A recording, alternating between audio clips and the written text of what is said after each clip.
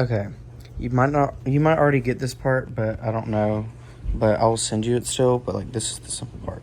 Basically, all I said here was like, to get the resultant vector, you have to like add them all, and then you find the displacement between them.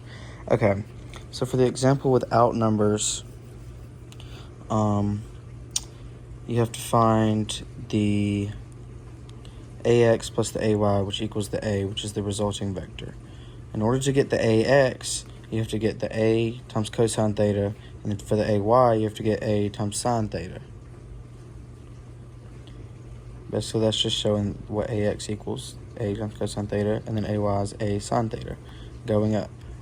Okay, so when you go back to the first example that we did, with the 10.3 blocks, it's in the book, you can look, with the helicopter blade, like if you're go across, you can get the ax from the a times cosine times theta. So the a was 10.3 times cosine times 29.1, which was given to us, that equals 9.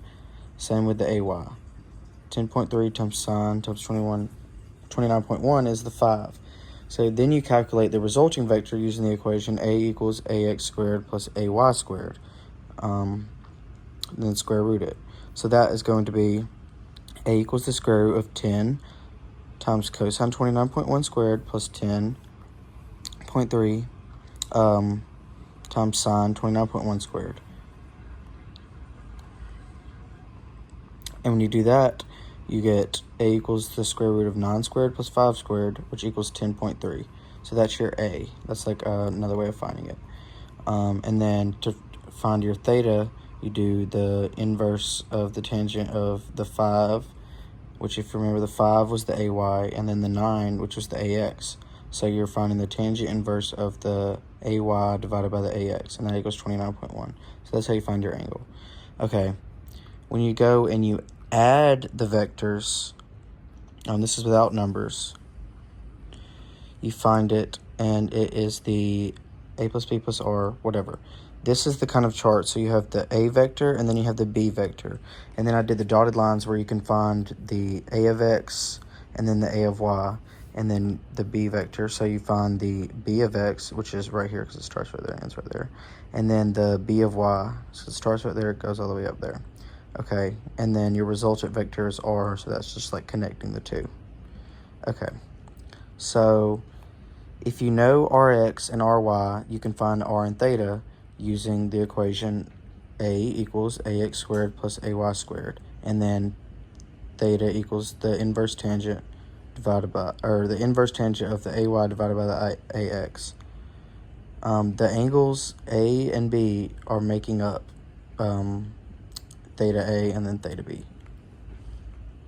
So in order to get this, the rx, to find the components of the r vector, you have to, so for the rx, you have to find the a of x, which is right here, and then the b of x, which is right there. And then to find the ry, you have the a of y plus the b of y. And that's the components of the r. So, and then the r is the square root of the rx squared, so rx plus the ry squared, and then you find your angle from that. So an example using the numbers is right here. So in this example, for vector A, and then for vector B. So for vector A, the person walked 53 meters in the direction of 20 degrees north of east.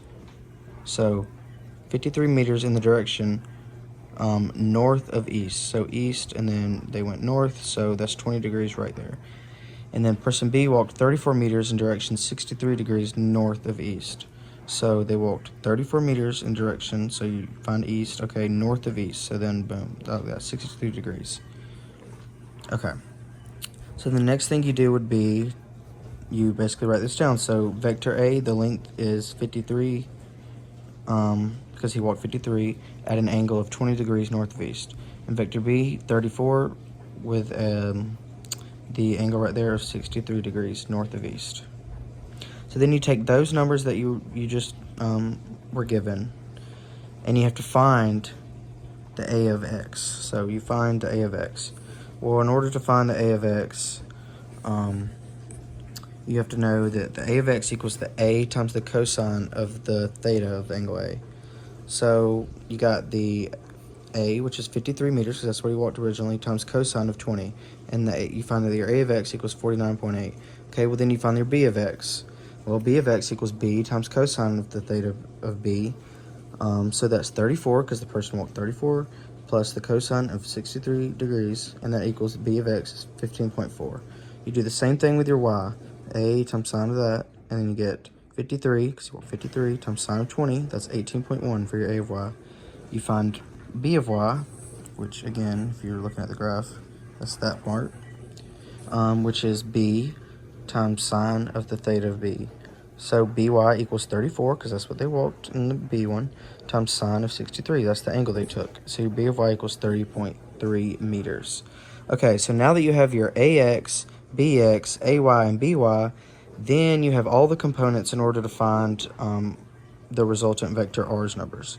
So in order to find Rx, you add your AX and your BX.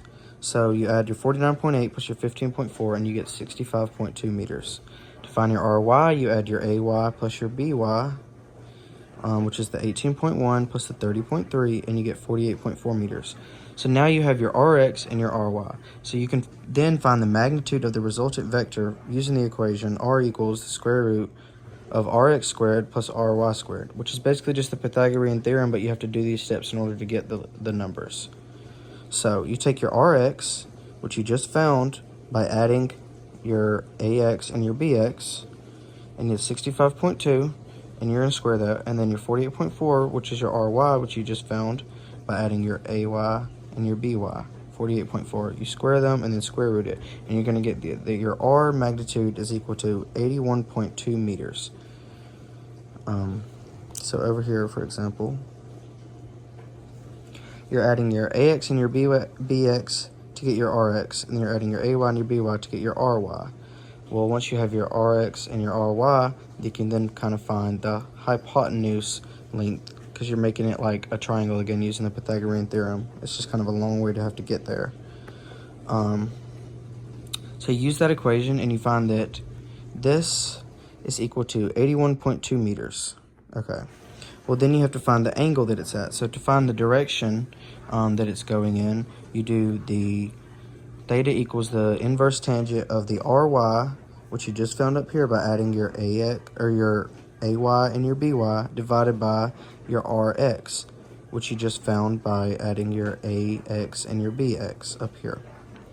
So once you do that, you get that the angle that R makes, slash the direction or whatever, is 36.6 degrees. So basically all this just to find out that the magnitude of R is equal to 81.2, and then the direction is 36.6 degrees north of east. That's what I figured out so far.